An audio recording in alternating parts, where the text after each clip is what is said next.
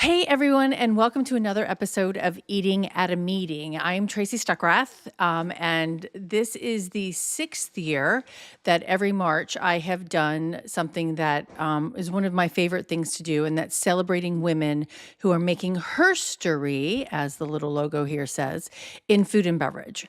Women who are growing, producing, sourcing, cooking, shaping a variety of different things in food that ends up on our event menus and our conference buffets. And this is my 6th year in doing it, like I said, and I am excited to actually design this year's honorees around the United Nations designation of 2026 being the International Year of the Woman Farmer. And when I learned that, I knew immediately that I had to do this year. So I've done some searching globally because today's first guest is from Sweden. And I'm excited to make these women visible. A lot of the honorees actually were nominated by women or people in food and beverage. I reached out to people that I know that run conference centers and convention centers and hotels and asked them who they utilize that are female farmers, ranchers, foragers. And so that is who I selected, actually. So I'm excited to bring you to my first guest here, and this is my first time switching over here. Here we go. Lisen Sundgren. She is with Life by Lisen, and I'm hoping I'm saying that right. It's Lisen. Very good. And she is from Sweden, but right now, I'm so excited to say this, that she's in Kathmandu, Nepal. Yeah. So It's so strange. it is so strange, but I'm so excited about it. So Lisen is Yeah. a Swedish herbalist, forager, and author who's based in Stockholm, and she has spent more than 30 years teaching chefs, curious eaters, and anyone who will listen about wild, first of all, edible plants, the ones that have shaped human diets forever, and that the most of us walk past every single day without a second glance. And she was nominated by my friend Lotta Bowman, and I cannot say her conference center's name. So, do you know how to say the conference center's name? Sigtunahöjden. Okay, there is no way. Sigtunahöjden. There you go. Thank you.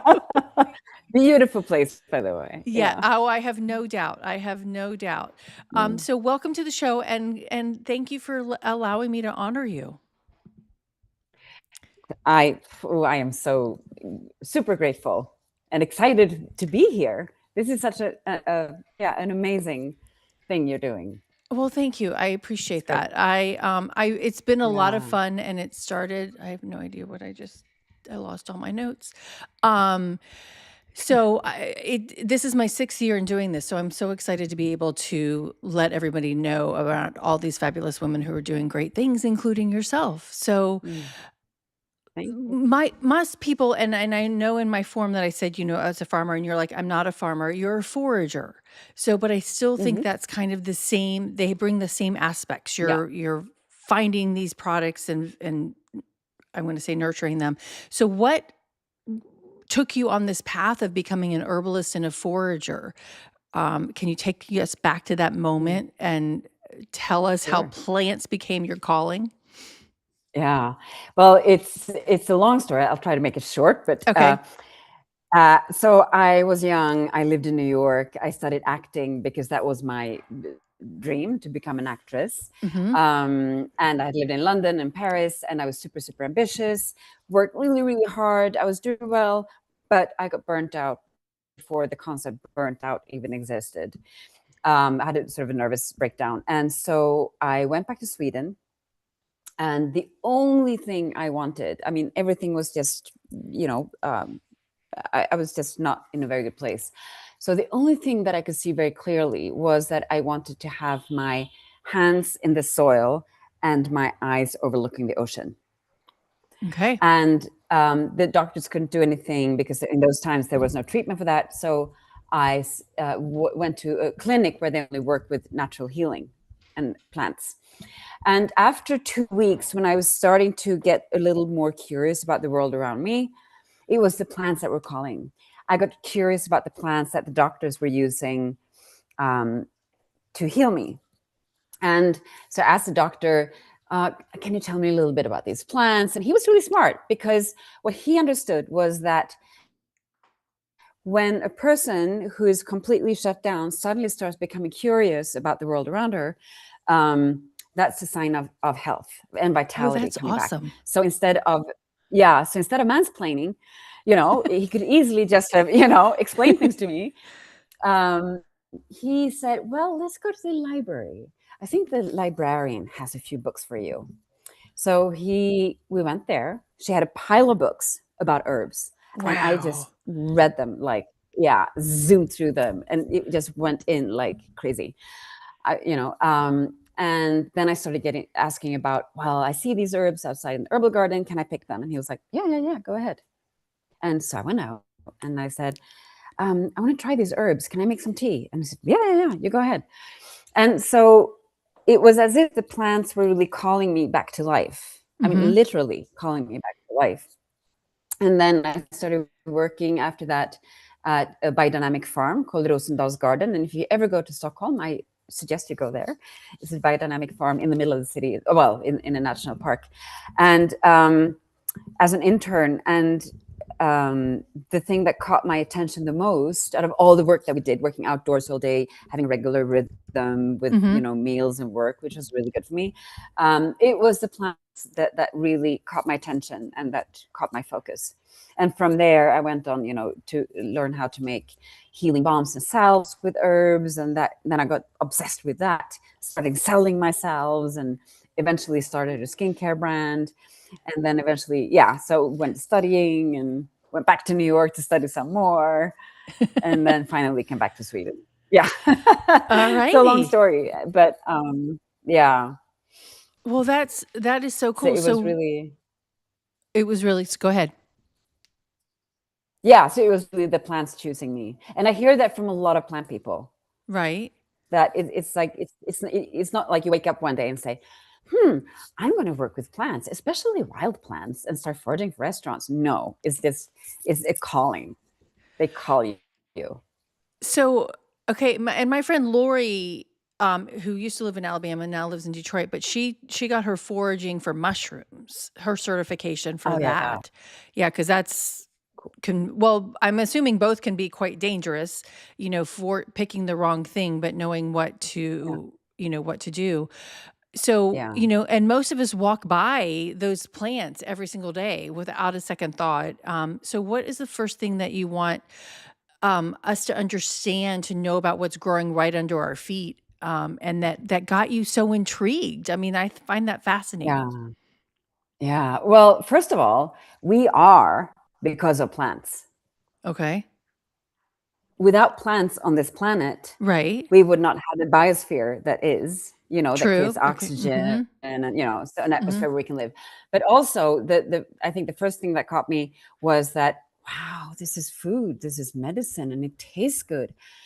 And just going out and finding the plants is like, it makes you feel good. It puts you in the moment, because you cannot, if you walk out and look for plants, you Mhm. can't have your mind full of work and business and all goings on. So you have to be really focused on what's on the ground, and then you find the patch of what you're looking for, and you get this dopamine kick, and yay, and you pick it, and then suddenly you start hearing the birds, and you feel the sun on your back, and you're completely in the moment, just with the plants. And it's something that when I discovered that, I Uh-huh. felt like this is something that I want everybody to experience.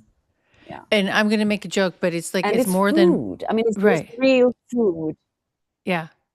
Well, Yeah. no, and that's all that, and we see animals eat all that stuff all the time, right? But I was gonna Yeah. Yeah. Yeah. might kind of make light of it, but it's like Julia Roberts and Richard Gere and Pretty Woman. It's like it's more than just popping a squat and putting your feet Yeah. in this in the grass, you know? Yeah. Yeah. Yeah. Yeah. Yeah. And also, there is this concept called plant blindness. I don't know if you've heard about it, Mm-mm. but it's the concept that we don't see the plants that are around us, and we can't identify them, Mhm. and we don't recognize them as beings, and we put them below humans and other animals. as lesser beings, when in fact they're not. They're really smart beings. They're intelligent, they're sensitive, they're sentient beings. So it's just really fascinating. And just look at a plant like dandelion. What do people do with dandelion? We the ones with the puffy tops, we blow them off. Yeah. Yeah, we blow them off, but you also cut the lawn because you want to get rid of the Right. True. dandelions. That's what Yes. most people do. Yeah. So, and dandelion, first of all, is great, really important food for pollinators, but it's amazing food for us. Really? Oh yeah. I mean, dandelion leaf is like, if you go to a farmer's market in, say, Paris, even when I was living in New York, I would go to the farmer's market and literally buy dandelion leaves because they're so full of minerals and they're bitter, and we need to eat more bitters. In the West, we're so used to, we're so used to, we want everything to be sweet or salt. Right. But we need bitter and sour and pungent. We need all the 5 flavors. And we need to eat bitters every day for our digestion to work properly and our livers to be happy and healthy. Interesting. So dandelion is like, it's free food. It's delicious once you get used to the bitter taste, which is just an acquired taste. Eventually you start craving it. And it's abundant. Yeah. And it's also yeah. It thrives where humans are. So obviously it's like, hi, here we are, use me. So you can really use them for salads, or like if you go to Greece, you get something called horta, which means like green leaves, but it's a dish with you boil the leaves, and then you stir fry them in olive oil, garlic, and lemon, and that's like a green side dish. Like you would use kale or spinach, and you get that in a restaurant. I mean, but they're so tiny. I'm like, don't they like just shrivel up? No. Okay. Actual leaves, they can actually be, if they grow in the shade, they can be quite big. Oh, wow. So in the early season, they look like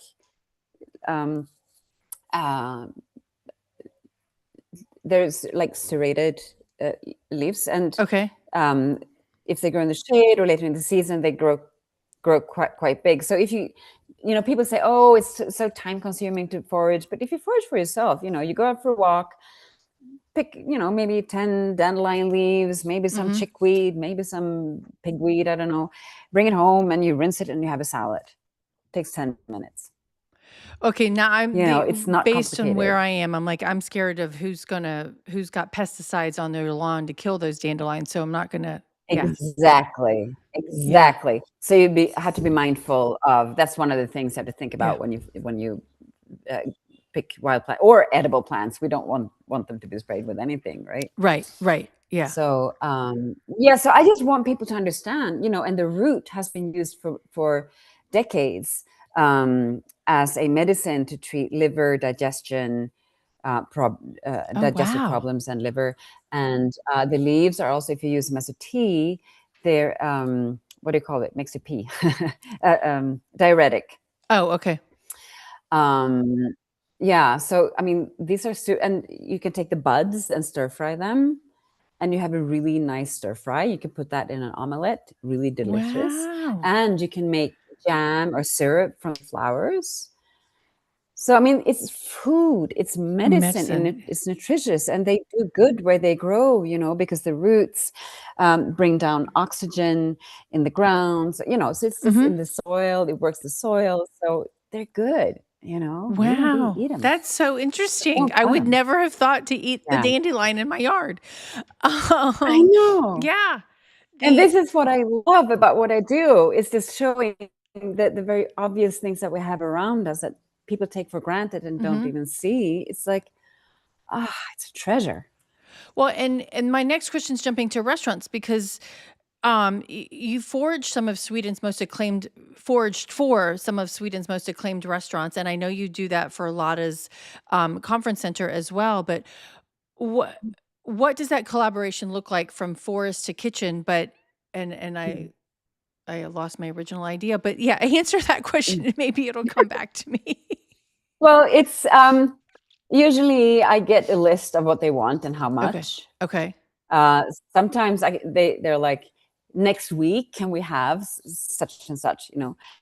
So, but do you Sometimes it give will them a be, list of what you can forage? oh yeah. Oh, So okay. yeah, Okay. absolutely. All right. So I let them Perfect. know what's in season. Yeah. Okay. And some of them were really knowledgeable, and some weren't. So the ones who weren't, I would let them know, okay, this is the season. Maybe I'd bring in some samples so they could taste it if it was new to them.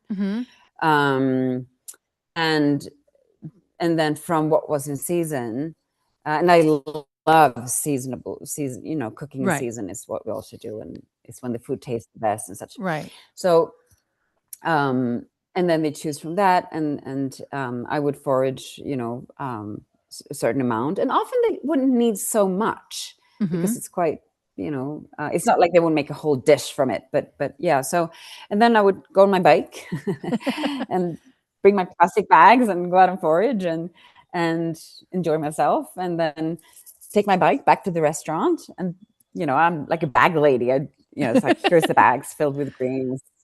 And I Wow. love watching chefs exploring, opening, tasting, exploring the flavor. I watch their mind reeling, going, okay, what can I do with this? Blah, blah, blah. Okay, this is really good season now, yeah. And then I come back and eat it. And it's just what is brought me so much joy was how, I'm bringing these weeds and then go and eat there and see what they make from it. It's like the plants that people just walk by, take for granted, don't, or even worse, dig out or, weed, Right. throw it out, that they just make the most amazing food from it. Wow. Well, okay, so you said Yeah. weed, which takes me back to 1998 and in Yeah. LA, and we were at the, I don't know, fancy hotel. I was planning an event, and my boss had told me, he's like, I don't want any weeds on my salad, on the salad plate, Tracy, because it was like when wild greens were starting to come in, right? Like people were starting to Yeah. experiment that and put that on plates way back 26, Yeah. oh my God, Yeah. 28 years ago. And he's like, I don't want I any of know. that. He's like, can I just have some iceberg lettuce, right, on a plate? But Yeah. they do have, like Yeah. you just said, they have so much more nutritional value, especially over iceberg lettuce. Yeah. But what it just reminded me of the question that I was originally going to say. I'm like, as a chef, you can't put something on a plate that is not actually edible, right? And like, you can't put a Right. flower Right. that is No. non-edible. So if you do see a flower on No. your plate, like a dandelion or whatever, that means you can't eat Yeah. it. Yeah. Yeah. Yeah. And a lot of people are like, can you really eat this? And often on my foraging walks, people ask, but how safe are wild plants? I'm like, well, it's the food we've been eating since the beginning of time. We couldn't go to the supermarket. So it's really exciting to see when the guests, get the plate, and it's like, it's I don't know, gout weed or chickweed pesto, or they get some rose petals. Oh, that sounds. Yeah, So you or can like eat a rose petals pigweed. Yeah. too? Oh yeah. Yeah. I Wow. take them because they're like the little white at the bottom of the leaf, they're heart shaped like this. If you cut off the white part is a little too bitter for most people. So I take them and then I cut them really fine and blend them into salads. Wow. Or if you make like, yeah, I have it's to come to Sweden delicious. and hang out with you because that's a. Combined, yes, I want you to, and I want you to come over for dinner. Or Yes. actually before dinner, so that we go foraging. And it's interesting because I live in the city. I live in Stockholm, but I live near the big national park, the Royal National Park, actually. And that's where I forage. And people say, oh, you have to live in the country. But actually, I'm an urban forager. I live in the city. And you have, as long as you're like 50 or 100 meters away from a road and in a park where they don't spray, you're fine. You rinse everything. Some of it you're going to cook anyway, so it's safe. Yeah. Okay, so Oh, this is so fascinating. I'm so I excited know. about this. All right. So, working with Lotta and her chefs at the conference Yeah. center to incorporate these wild plants into their menus, what does that process? I mean, you just kind of described it. Like you said, you love Mm, mm, watching them like taste it and smell it and feel it too, as well, right? Um, mm, what has the mm, what does mm. that process look like, and a little bit more, and then what does the guest experience or response been to that? I mean, like, can I Mm. really eat that, or do they explain that Yeah. to them? They explain it, yeah. Okay, So the process, I was invited to Sigtunahöjden by Lotta and her colleague Lena a number of years great ago, chef. and oh yes, and so I came to the kitchen, and we decided to have a full day with Mm-hmm. the chefs, or the whole kitchen staff, actually, also Uh-huh. the service people. And so I would start explaining about foraging, what to think about. Like we talked about, for example, sustainable harvesting. It's like if you find a patch of something, don't take the whole patch. Okay. You take a little bit here, a little Mm. here, a little there. Um, and and you don't dig up roots. Well, you can if you own the ground, but on the land.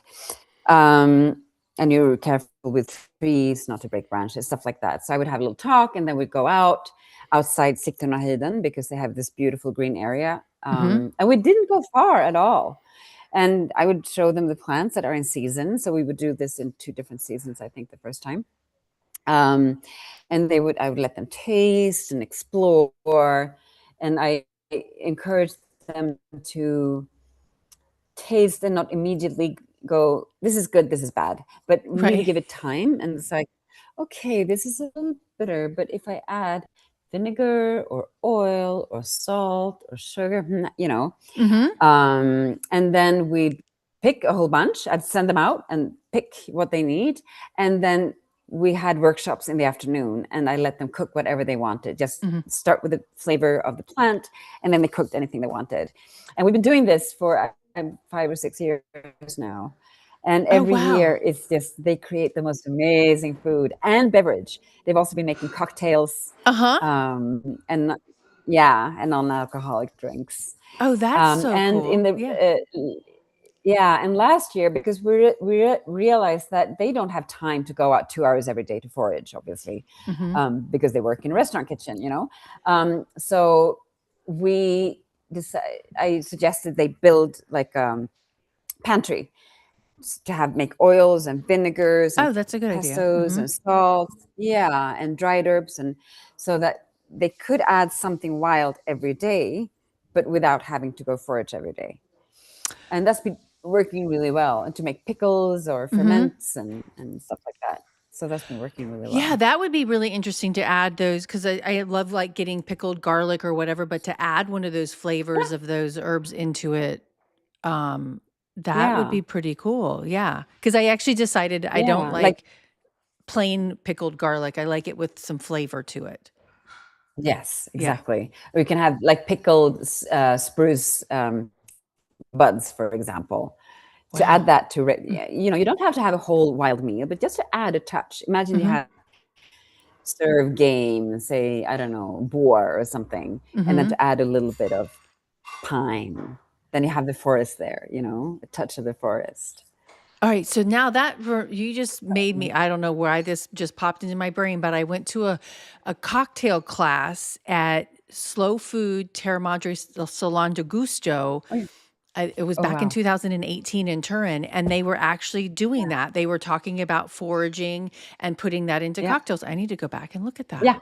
Yeah, Yeah, you do. You should. because it was Because pine I was have a one of friend in them. Sweden. Yeah, She wrote 2 books about cocktails, wild really. cocktails. Oh, Yeah, so it's a big thing. oh, I would love Yeah. to meet her too. Bart- Yeah, yeah, you should. You yeah. should. Yeah. So come to Sweden. I definitely We'll need have to dinner for with sure. Lotta. Yes. Um, Yeah. Yeah. okay, so foraging is it growing? I'm assuming it's growing enormously in Yeah. popularity. Yeah. What excites you Yeah. about that, but what also concerns you? Yeah. Well, I'm excited because it means more and more people are becoming aware of what's around us and nature, and eating more natural foods and getting interested in herbs. So that's good. What concerns me is sustainable harvesting, being mindful, because the plants aren't there for us. They in a way they are, because we can eat them, and that's how it should be. But they also, we can't just go out and grab everything, like we've done with everything else in all natural resources, because if you take everything in a patch, it's not going to come back next year. And also there are other animals and insects that are dependent on these plants. So, and so that there is that. And I've also, because it's becoming, when I started out 30 years ago, there were not many foragers. So, and now, for a while it was kind of trendy, but like with the mushrooms, you have to have knowledge about what's poisonous and what's a little bit poisonous, what's a lot very poisonous, and also there's a skill to it. Also, the craft is knowing, like, when is the best time to take the pine spruce? When is the best time to take the pigweed? Like, when is it or the goutweed or the nettle? I've seen like people harvesting and just taking goutweed, for example, when they're way too old and thready, they're not tasty at all. You have to know when are the dandelion leaves at their best, for example. So that's the skill and experience, Right. Well, and you said nettles and stinging nettles. Do not touch them with a bare hand. Let me just tell you that, because I did that. But my friend Steven Satterfield in Atlanta used to buy them from my friend Lori, and he would put them in the Vitamix with oil or whatever, cook them and put them in the Vitamix, and he made pasta with it. And that was amazing. Yeah. It's delicious. Yeah. But don't touch them with your bare hand first. No. Yeah. And if you do, it's not dangerous. It will burn. Well, I can do a long talk about that, but it actually increases circulation and it's kind of fun. But it's like a superfood, nettles. It's the most nutritious wild plant you can imagine. It's got all the vitamins you need. It's got minerals. It's got proteins. It's got, it's a superfood. And Nettles you are. can eat it. Nettles are. Okay. And you can find, it's so interesting because I'm in Kathmandu, right, in Nepal. And I've seen this in India too. They have nettles here, but they're much taller and they have much more aggressive needles. But and they eat them. I ate Nepali nettle soup the other day. It was delicious. And I see them here. We're in Boda, it's an area, which is kind of a Tibetan area, sort of old town kind of style. And I see women in the street selling. They have piles of nettles that they're selling everywhere. Yeah. So that's my new business idea. I'm going to go home and sell nettles in the street. No. But yes, and they use it for soup. And it really is. It's such, and that's another thing about some of these plants that I want to encourage people to use is like nettles, dandelions, chickweed. I mentioned these before, lamb's quarters. They're so abundant. They're so abundant. It reminds me of two things. Like going into an apothecary. There's a really cool apothecary in Colorado, Denver, Colorado.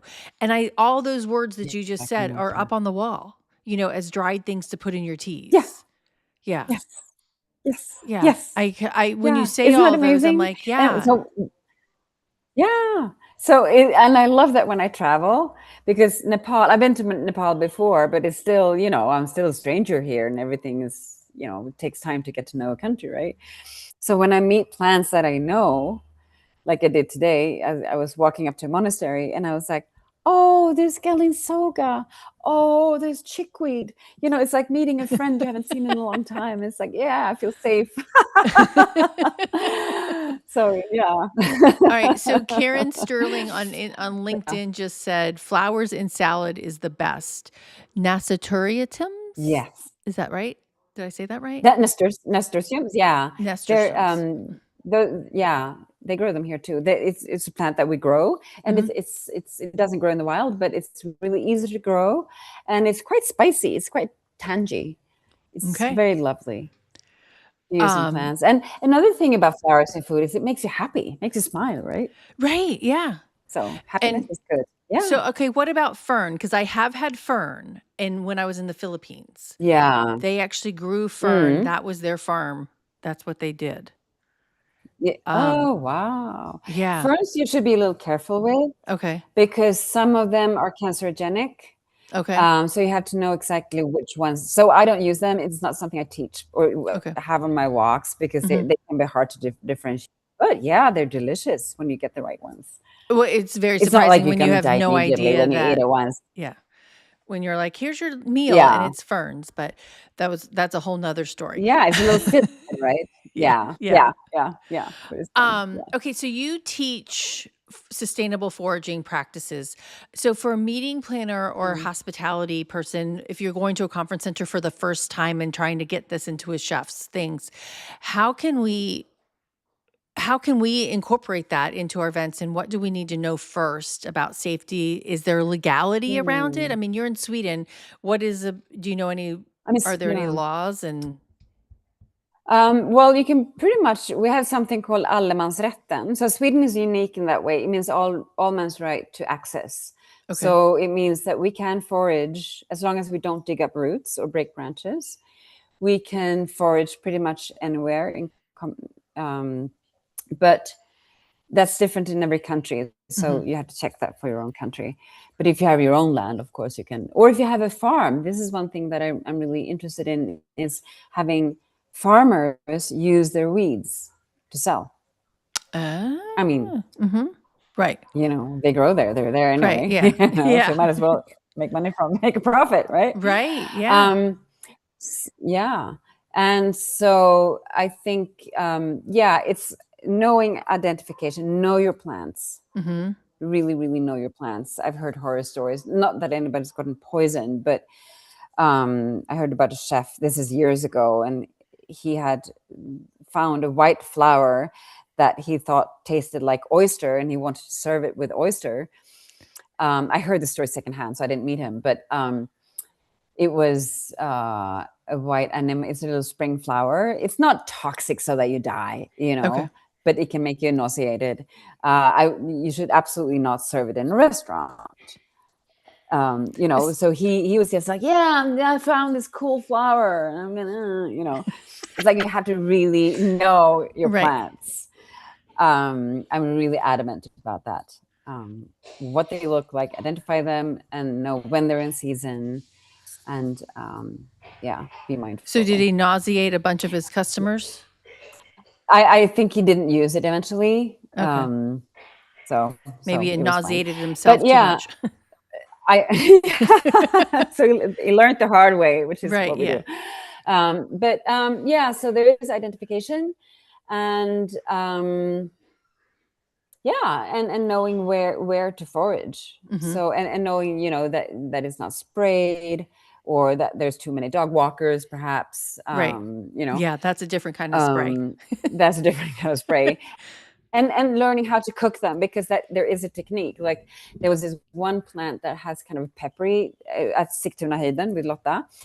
There's this one plant, Bunia orientalis. I can't remember the English name now, but it tastes a bit like mustard. Okay. It's in the cabbage family, and the leaves are really tasty. And then there's one chef, she was going to make like a pesto from them, and it got really slimy. Okay. I don't know. I've used that leaf for so many times, and the flowers and the seeds, but I never used it in a pesto, so I didn't know that. So that's how you learn. Right. You try it, Yep. and then didn't work, so you don't try it again. Right. Yeah, or use it in a different way. Exactly. Use it in a different way. Yeah, she actually found a creative way to use it eventually. So yeah. Okay, cool.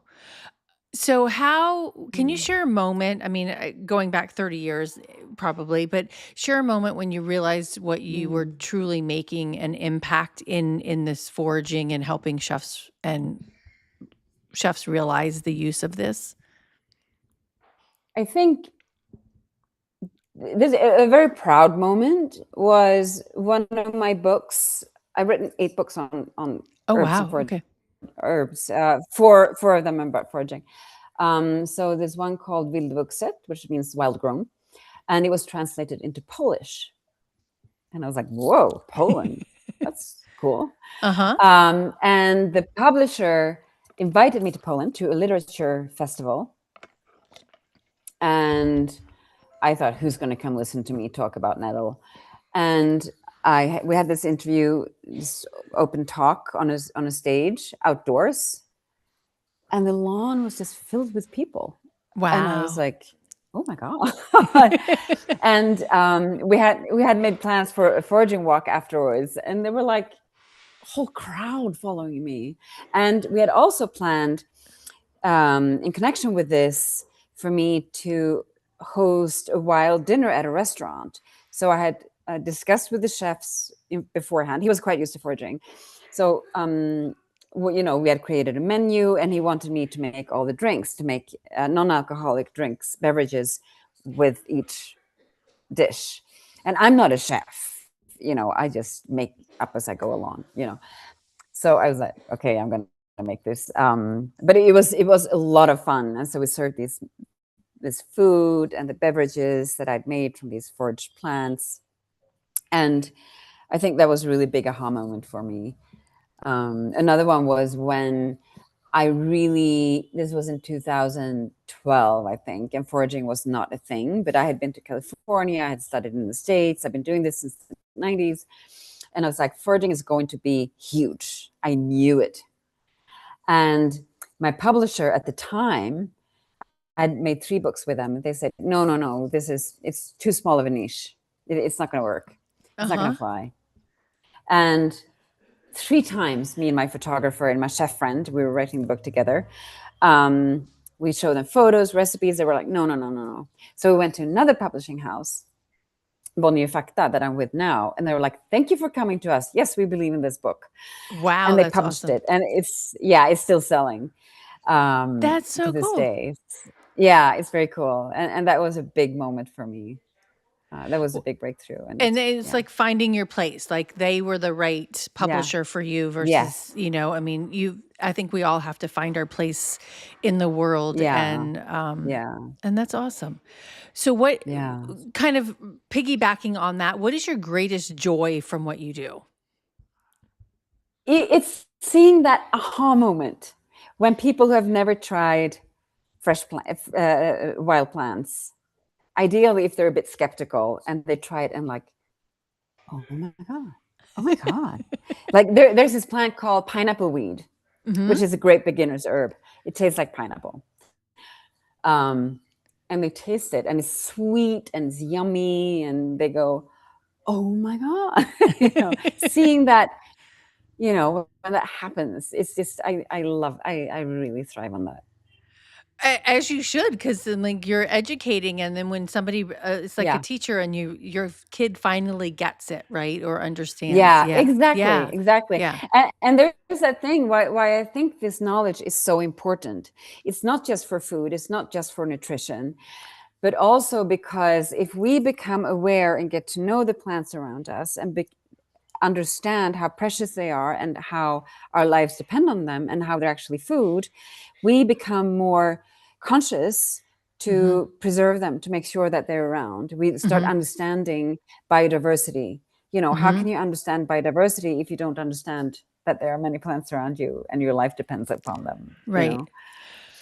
Yeah, I So mean, and that kind of goes into the regenerative agriculture thing, movement exactly. that's happening, and like we need these weeds, we need these plants, we need the manure, variety of different things. Mm. And I was chatting with a chef, or not a chef, but a farmer the other day who is moving towards getting that organic certification and what the process is to do all of that. And he realizes he's 31 and he's really understanding what's on the land that he has. And it's really fun to Yeah. watch him. So, Yeah. on that note, kind of like meeting planners, chefs, hotelier, event organizers, that there's time and skill that comes into this and Yeah. knowledge that goes into responsibly sourcing with ingredients. And what would you like them to understand and know about that? Or Well, I want them to understand that there is a skill and experience, because like when you've done this for a long time, you know where to look for what, for example, you know, and like I said before, you know when is the best time to pick something, and it takes time. It really takes time. It takes time to grow things too. In fact, of course, it takes longer to get a carrot because you have to grow it for months, whereas in nettles you can just go out and grab. So it's all relative, but it takes time and skill and experience, and we should not take the plants for granted. So I think that's a Yeah. really important thing to think about. Yeah. No, And I I think so. think, yeah, I think every meal should, like, I'm not suggesting that people go out and cook only with wild plants, because it's too time consuming and there's no need. But to add something wild to every meal, I think it does something really important to us, because most of the food today that we eat, it's, not all about the food industry and how sad it is. So I don't even want to go there. But to get a plant, to eat a plant that grows where it wants to grow, under circumstances where it thrives, that has been exposed to rain and sunshine and moon and stars and sun, and growing on its own terms, developing its own flavors, because the flavors often have a purpose for its immune system and defense against predators and stuff. I mean, that must be so much better for us than eating something hasn't even grown in soil, filled with fertilizers, in a greenhouse. It has never seen the sun or touched the rain. What does that do with us? We Right. are what we eat, right? Yeah. I'd rather be a little wild than that. We all need to be a little wild. Yes. Yeah, Yeah, exactly. That's what I'm exactly. Yeah. proposing. And independent and have integrity, Yeah. Okay. So in doing this, all right. So it's Women's Herstory Month. What Yeah. is important to you as a woman in the food and beverage industry in this foraging field as well? Well, I mean, I've never had a problem as a woman, but I have seen men kind of make a bigger deal of themselves.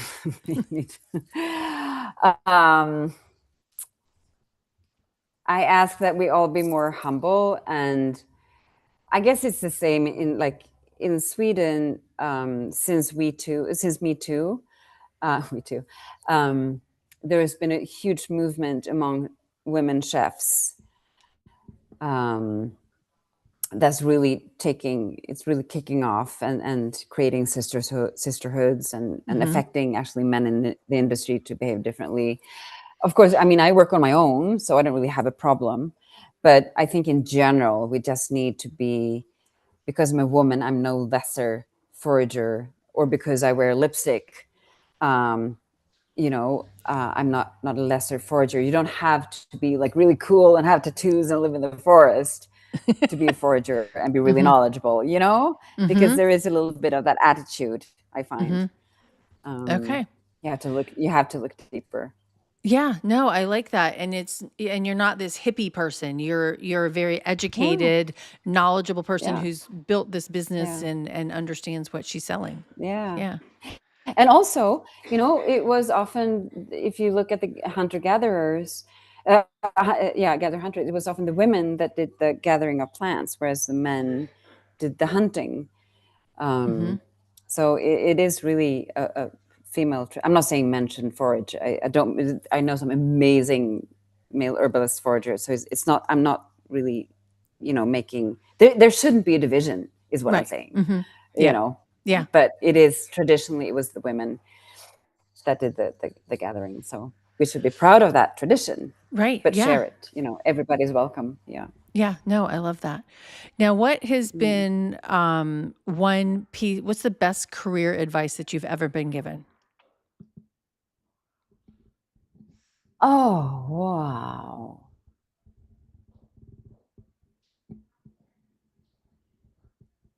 I can't even think of one, but I would No. say walk your talk, Mm-hmm. I like which that. I do because because a lot of people talk but they don't walk. Mm-hmm. No, um that's so yeah. true. So Yeah. let's Okay. yeah, I'll stick with that. Yeah. What's the best thing that you've ever cooked with something you foraged yourself? Oh, you know what? I gave that question a lot of thought. But I keep coming back to nettle soup. I mean, I Okay. love my nettle soup. Yeah, it's very basic, it's very simple.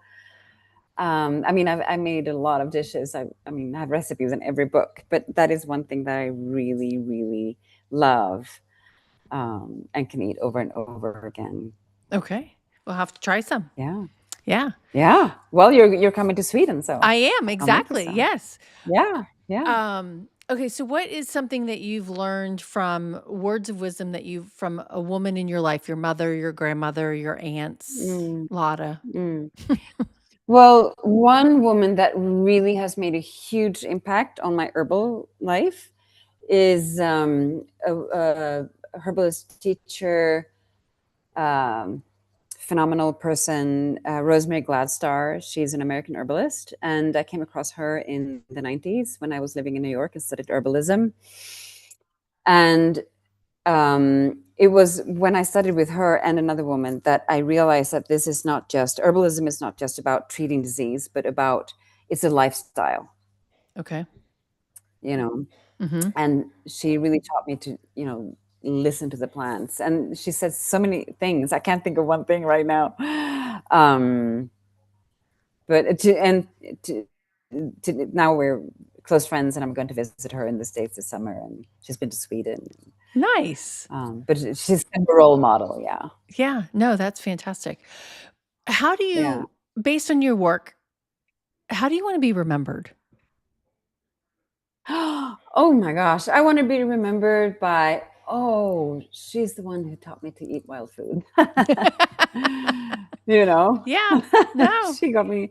Yeah, because I'm all about, I always do nature and forest. Also a nature and forest therapy guide. So I'm all about taking people out into nature, learning how to get the health benefits, Mm-hmm. which is also another benefit you get from foraging. So if I can encourage people to eat wild foods and more seasonal, and then that's good enough. Yeah. Yeah, no, I love that. Okay, I'm gonna put up your contact. This has been so enlightening. I'm so excited about this, and we all need to be a little bit more wild. And I Yeah. love that. Yeah. Yes. All right. So here is your website and your Instagram handle.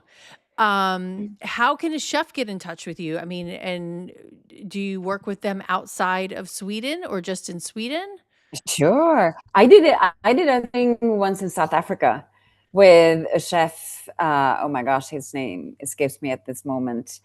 But we did a wild dinner at a vineyard at a wine producer's place. Mm-hmm. Um, for example. So yeah, if you pay, I'll come. but Right. Exactly. but Yeah. but it needs to be in the northern hemisphere, because I couldn't go guide a walk here in Nepal, for example, because now I'm only just learning about the plants here. It has to be a place where I really know the plants and have a relationship with them. Mm-hmm. So North America works, Europe works. Last year I taught a workshop in Italy, for example. Mm-hmm. Okay. So, and that worked. All right. Awesome. I was a bit nervous before, but yeah, it worked out. Yeah. Well, and I love the walks in the forest bathing, which is another Mm. just sitting in the forest and among the plants. Yeah, among the wild exactly. plants. Yeah. Being with the Yeah. plants and the trees and just receive that. Yeah, it's beautiful. You need to meet Cheryl. I don't know what her last name is, but that wrote the book Wild, right? When she hiked from the California Trail. It's a movie that Oh, Reese fun. Witherspoon was in, but that would be yeah, Yeah. yeah. Yeah. Just because it's called Wild, so yeah. Yeah. It's wild. So there it is. Listen, I am so But yes. excited. Go ahead. No, I was going to say, yeah, so to get in touch with me, Instagram, my email is lifebylisen@lifebylisen.com, or you Okay. find it on my website also. So Okay. it's easy. Yeah. All right. Or Well, LinkedIn. Yeah. or LinkedIn, yes. Yeah. I love having talked to you about, and I never actually said the title of the show, but why sustainable event menu design starts outside the kitchen, and you've done a Yeah. really good job of explaining that and putting that thought process into our meeting event planner, food and beverage brain. So I appreciate that. Mhm. And And also, I just want to add, yeah, if it's scary, start with one plant. okay. You don't have to know 200 plants to get started. Mm-hmm. Learn one plant. Start with dandelion. This one's Okay. set up. Yeah, that's easy. We all know what that looks like. Yeah, exactly. Yeah. Yeah. Yeah. So thank you for Yeah. being my first honoree for Women's HERstory Month this year, and I appreciate everything that you do, and I can't wait to come to Sweden and eat your nettle soup. Can't wait to have you over. Thank Thank you Thank you so much. so much. You're I do welcome. enjoy this chat. Thank you. All right, everyone, stay tuned. I have quite a few other women this month to honor for HERstory Month, all female farmers or ranchers or foragers to introduce you to. And I'm excited to let you know who they are and how they feed us.